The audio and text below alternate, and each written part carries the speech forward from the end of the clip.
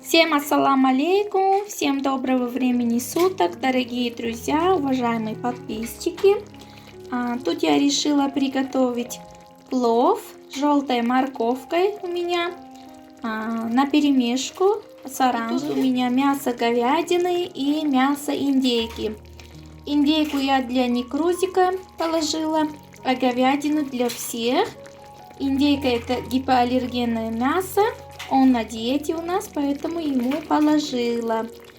Зирвак у меня где-то час уже кипит. Рис я помыла до прозрачности, где-то 7-8 раз.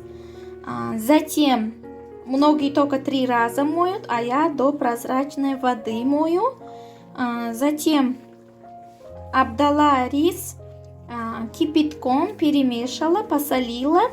И она у меня стояла в горячей воде где-то 20-30 минут. Теперь буду класть рис. Это у меня такой развесной рис, ташкентский. Называется лазер. Вот такой вот длиннозерный рис. Первый раз с таким рисом готовлю. Надеюсь, вкусно получится. И потом в конце еще вам покажу, какой плов у меня получился. Дорогие друзья, тут я в казан, в наш зирвак положила риса, добавила достаточное количество воды, чтобы полностью покрыла наш рис. И зиру еще добавила по вкусу. Теперь буду подождать, пока рис не поглотит всю жидкость нашу. Затем собираю горочкой, дырочку сделаю на рисе.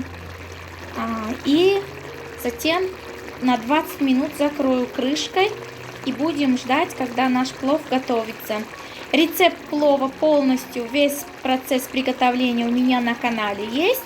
В описании буду прикрепить, мои хорошие. Дорогие друзья, вот и наш плов. Я собрала горочкой, как и сказала. Вот такие вот дырочки с помощью ложки сделала. Точнее, с помощью ручки ложки. И сейчас буду закрыть крышкой.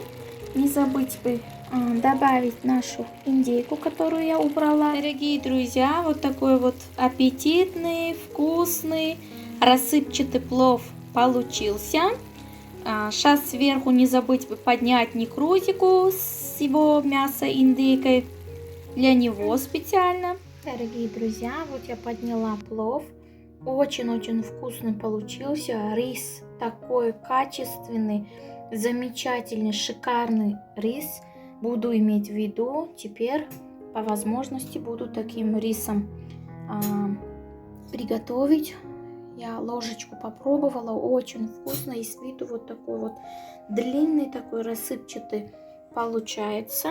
Это некрузику я подняла. А тут для себя, для доченьки. И вот здесь еще на завтра некрузику, не перемешав, тоже подняла. Нам приятного аппетита, мои хорошие. Всем, кто кушает, тоже приятного аппетита. Всем пока-пока.